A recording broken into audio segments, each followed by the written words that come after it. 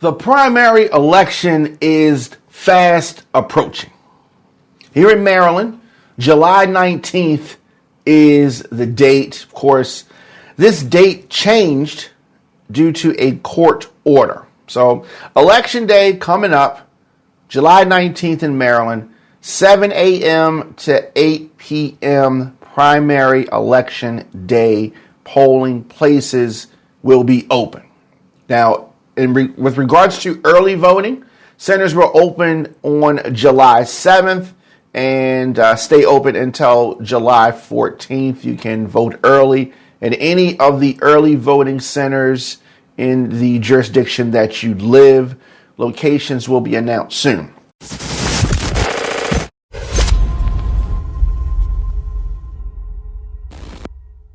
So one of the main races that folks are looking at, focusing on here in Maryland, of course, is the gubernatorial primary, that election.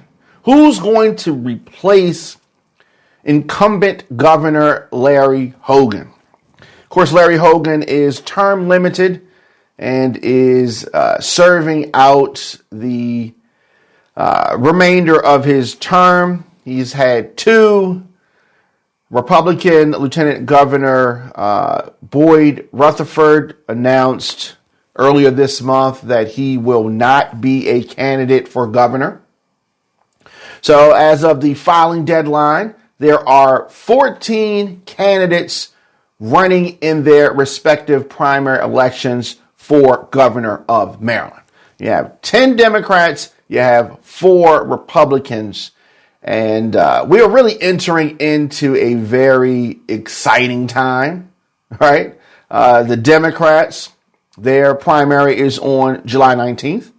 And the Republicans in Maryland, primary is on July 19th. So what if you're an independent? Now, independents and other unaffiliated candidates are not subjected to the primary elections. They're going to go straight to November. These candidates, these independents or unaffiliated candidates, will run in the general election only, which is in November. So there are a bunch of folks, as I said, 14 that are running for governor. And last night, 7 of the Maryland Democrats participated in a forum at Coppin State, the historically black college and universities. Came up a lot in the conversation, as it should. But last night's forum really centered around the inequity and a remedy for the inequity economically of HBCUs and Baltimore in general. So these 7 candidates pointed to, the funding of the HBCUs. Unfortunately, HBCUs have historically been underfunded public colleges. They have been. So there was conversation about a way to cure the shortage of healthcare workers and some inequity in education. Great conversations to have. For the most part, this was a cordial forum. I think that things are going to have to dwindle down a little bit more before we really start seeing these candidates go at each other. And when addressing their plans to implement the blueprint for Maryland's future education reforms, there were some interesting comments. Wes Moore, who is one of the front runners on the Democratic side, and Tom Perez, the former Maryland and U.S. Labor Secretary, both of these gentlemen said that Maryland's student bodies overwhelmingly is not represented by the educators in their classrooms, right? In other words, the educators, the teachers, are disproportionately white. Tom Perez said, our students are disproportionately non-white, Perez said. I had a chance to speak with Tom Perez after the forum, and I was really impressed with Tom Perez. He obviously is a former U.S. Secretary of Labor, and many folks nationwide saw him as the head of the Democratic Party. And in these positions, I really had a different perspective and a different view of Tom Perez. But since he's been running for governor of Maryland, I've had a chance to see, the passion. And I've had a chance to hear him, and I like what he's saying. I really like what he's saying. And really the experience that he has as the Secretary of Labor, he has really been pointing to some of his traits, some of his duties, his ability to bring folks together, create a coalition. These are things he talked about, a labor strike where he was able to get folks to the table. These are some of the types of things that we need our politicians to be able to do. And especially here in Maryland, where you have just a big line between the haves and the have-nots, a big line between who has been getting money and who has been underfunded. And these sides are not on the same page. And you do need someone, especially after 8 years of Larry Hogan, we need someone who can really bring folks together. We need an investment in Baltimore, right? We need an investment in Baltimore. A lot of other counties in the state have seen investment. Baltimore has just been underserved. And we need someone in Annapolis that has a good relationship and has the desire to see things work here in Baltimore. Once again, after 8 years of Larry Hogan, we haven't had that. We have not had that. And I'm not blaming Annapolis for every problem in Baltimore. Don't misinterpret my words. But there is definitely an issue when you talk about HBCUs. Several candidates running mates attended HBCUs, right? Now, when we talk about HBCUs, last spring, Maryland reached a $577 million settlement with its 4 HBCUs. There had been a 15-year lawsuit alleging that the state provided them with inequitable resources. This is not a secret. This is not anything that most people did not know. It took way too long for this settlement to happen. So the General Assembly passed legislation last year to require a steady flow of that funding to Morgan, to Coppin, to Bowie, and to UMES, Eastern Shore, over the next decade. This is a step in the right direction, right? We also had the ex-wife of Jeff Bezos, Mackenzie Scott, donated $40 million to Morgan State, $25 million to Bowie, $20 million to the UMES in late 2020. So now these universities have to plan how to best use that funding. And I'm really hoping that this money goes to the students, benefiting the students, and not in some bureaucrats' pockets. So we had this candidate forum where we had 7 Democrats who are trying to become the next governor of Maryland. And what did they talk about? It was a little bit over 2 hours of discussion, but there were some standout moments. And, Wes Moore, someone who has been in the news lately, as I said, one of the front runners, polished. He's polished. He knows his spill. He knows his shtick, right? He's had experience speaking, and he comes off as what he is, a Rhodes Scholar. So he brings that to the table. And another person that I was very impressed with, former Prince George's County Executive Rashern L. Baker III. Went to Howard University, met his late wife when they were both students at Howard. She went on to work at the UNCF, United Negro College Fund, after she graduated. So HBCUs, something that is very important to him. And, I like that fact. And, the forum, it exceeded my expectations. And I want to see more of these. And I wish it had been promoted more.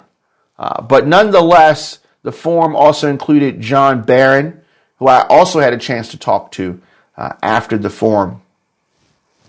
I really liked the ideas. He's a fresh face. He's someone, incredibly intelligent. And he has the type of energy that is needed. He's a progressive. A former vice president of evidence-based policy, Arnold Ventures, right? So he's looking at things. And one thing I really liked about John Barron was he recognized and pointed out on numerous occasions that these problems that we've been facing here in Baltimore, in Maryland, in the country, are problems that we have been plagued with for years and years and years. And Mr. Barron pointed out, as a lot of his colleagues, running mate, his opponents, kind of running down the same old. We're going to do this, we're going to do that. And John Barron pointed out the fact that we've been doing it that way for years, and nothing is different. He pointed out that a lot of these candidates are just giving us more of the same. It was a powerful moment, and I agree with him 100%. 100%. Very progressive, but at the same time, he is a let's look at the science kind of guy, right? Let's do what's been proven, right? Now, you have someone like Rashern Baker, who is the president and CEO of Baker Strategies. As I said, former Prince George's County Executive, 2010 to 2018. And he was leaning on his experience as an executive, his experience in government, and his knowledge on how to get things done. So in addition to that, we had Doug Gansler, who is, of course, many people recognize him, or at least recognize his name. He's a former Maryland Attorney General from 2007 to 2015. He's another person who was really pointing to his record, pointing to his experience. The fact that he's been doing this on a high level for many years, right? And there was, I don't want to say there were dust-ups per se. Dr. Jerome Seagal was, picture Bernie Sanders. He had that kind of energy, right? He had that kind of energy, and he was definitely someone speaking his mind. He is the founder of Bread and Roses, the author of Graceful Simplicity, the philosophy of politics of living simple, or simple living. And, you know, he's 78 years old, and he is on the far left of what you would say the Democratic Party, right? He had a lot of ideas that were populist ideas, will be great for the people, but very, very difficult in getting some of the things that he wants to get done, right? Very difficult. So we talked about Tom Perez, former U.S. Secretary of Labor, 2013, 2017.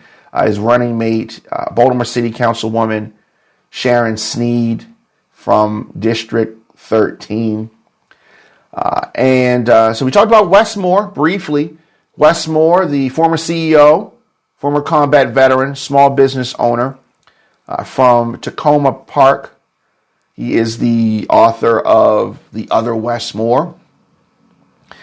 And, you know, his running mate is from Montgomery County, former delegate from District 15, Delegate Miller, former Delegate Miller. She was in that seat 2011 to 2019. Wes Moore, as I said, a Rhodes Scholar, right? Super smart, has the business experience, military experience. He has the poise, he has the look, he has the ability to communicate. I just feel that he came off as above the fray a bit. There were some jabs thrown at him about a few things with regards to some of his endorsements. Mr. Moore spoke about his many endorsements. And if you've been throughout Baltimore, you've seen some of his signs. You've seen a lot of advertisement for him. And you've seen him talking about his books, talking about different things. He's done a lot, and he's had a lot of visibility. Yesterday, I was expecting him to be, I don't know, more down to earth. But I mean, you know, there's been this long said thing that your politician has to be somebody that you could picture yourself having a beer with, right? I couldn't picture myself having a beer with Wes Moore. Well, I don't drink first, so let me say that. But Wes Moore, I was more impressed with Tom Perez than I was with Wes Moore. Now, I don't know whether that was because my expectations were lower for Tom Perez because of what I had seen from him previously, or Wes Moore's were so high because of what I've seen from him previously. I don't know. And as this race goes on, I think that we're going to really be able to unpack and unravel some of that stuff. So Doug Gansler came at things like you would expect. He's going to be heavy law enforcement. He's an attorney general, or he's a former attorney general. So his focus was on reducing crime. And he said pretty much, if you want things to stay the same, vote for one of these other guys. But I'm going to come in here and I'm going to do some things different. And I am going to buckle down on crime. Another front runner, another person that in Maryland people know, Peter Franchot. And he is the comptroller. He's been the comptroller since 2007. Most folks in Maryland know him, at least know his name. 74 years old. And, you know, he didn't come off as Joe Biden exactly, but he had that Joe Biden energy. You know what I mean? He had that Joe Biden energy. He had that, you know me, kind of vibe. I've been doing this. I'm going to continue to do what Maryland needs, but I'm going to have, you know, more leeway to get things done if you make me the governor. And that was his thing, my record. And he obviously has experience in government. Now, of course, if you're somebody like John Barron or you're somebody like Tom Perez, you're going to point to a Peter Franchot and say, you know, look at these folks' records. you haven't been doing anything, pretty much, right? Haven't been doing anything. Wes Moore said something that was, I thought was very interesting. He said that a lot of these folks on the stage, their fingerprints are on some of the bad things that have happened, right? Like, you've been a part, the ones that say, oh, I've been in government, I've been doing this in Maryland, I've been doing this, you're part of the problem. And that was something that Rashawn Baker pointed out. He accepted his part in being a member of government for years, and even acknowledged that he's made mistakes. Most politicians don't say, "Ooh, I've made some mistakes over time," right? They just kind of act like if they've been in government, that they've been doing it, and if they were in office during the time when something less than favorable happened, it was somebody else's fault. But Mr. Baker doing a rare thing and actually accepting some blame for some things. So it's still early in the race. We still have about 2 months to go, and we're going to see more of forums and debates and such. With regards to, we've been talking about Democrats. With regards to the Republicans, you have 4 Republicans running. You have Dan Cox, who is a state delegate, District 4, Carroll and Frederick counties since 2019. All right. And so, as I said, he's one of the 4. Mr. Cox was or is endorsed by Donald Trump. So you already have an idea of the type of Republican that he is. And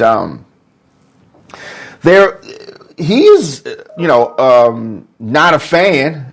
Dan Cox is not a fan of Larry Hogan. Obviously, Hogan and Trump not on the same page. So he is someone who is kind of, anti-Hogan. And that's interesting to see from a Republican. You also have Robin Ficker running for governor. He's a Republican. And, Robin for governor is his hashtag. He's from Montgomery County. He's an attorney. So that is one of the Republicans out there. And you also have Kelly Schultz.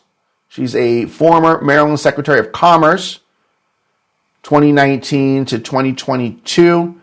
Former Maryland Secretary of Labor, 2015 to 2019. And, so she's a Republican that she's running. And so she has some interesting ideas. We know what we're going to get from a Republican for the most part. So she's been talking about some of her endorsements. And, it is another focus of the Republican Party. She's talking about what's happening in the classrooms. And we are all very focused on that. I think that Kelly Schultz is one of the Republican frontrunners, and she wants to make sure that all children receive a world-class education. Maryland does have some amazing schools, and we agree on that. I would really like to sit down and talk with her about her promise and her commitment to the students of Maryland and what exactly she has in mind for that. But you have one other Republican running, and that is Joe Werner. Not a lot of information out there about him. I have seen his social media, looked at some of his videos and some of the things that he has to say. So that's going to be interesting. So we have these 4, Joe Werner, Kelly Schultz, Robin Ficker, Dan Cox, trying to replace Governor Larry Hogan. And we have 10 Democrats, 7 who we saw last night at Coppin State University for this economic forum. Interesting times that we are in. I want to make sure that folks are out there in Maryland, that you start researching these folks. And I said, I'm going to be talking about the election. I'm going to be talking about this primary. I'm going to be talking about the midterms for the foreseeable future because it is super important. It is super important. The voter's guide. I want to be your voter's guide here in Maryland. Whoever you vote for, right? I'm going to give you my thoughts on it. Of course, I'm going to give you my take on this. But I am committed to give you the information that you need to cast your vote. This primary election is coming up. Registered voters can participate in the primary election of their party affiliation. And of course, in November, you can do what you do. But the primary, who you're registered to, Democrat or Republican, that's who you're going to be have the opportunity to vote for. We said this earlier. Voting centers are going to open 7 a.m. to 8 p.m. for the primary. Early voting centers open July the 7th to July 14th. You can vote at any early voting center in the jurisdiction that you live. And when those locations become announced or are announced, we're going to put that out there. Primary election polling places will open from 7 a.m. to 8 p.m. on July 19th. So early voting July 7th to July 14th. And then primary election day, July 19th. You must vote at your assigned polling place on primary election day. So thankfully, Larry Hogan is at the end of his term and he is going to move on and do what's next in his, whatever he has next on his bucket list. We have 14 candidates right now. And as things dwindle down, I think that the reins are going to tighten up. And we're really going to be able to see what we have here. Is it going to be a Democrat? Is it going to be a Republican? Is it going to be an independent or unaffiliated candidate that makes it to become the next mayor of the great state of Maryland? You will be the deciders of that. You made Diamond K in here, of course, thediamondkshow.com, onfiretv.com. That is onfire-tv.com. Let me know your thoughts in the comment section. Of course, Instagram, Facebook, Twitter, LinkedIn at The Diamond K Show. I will see you guys tomorrow.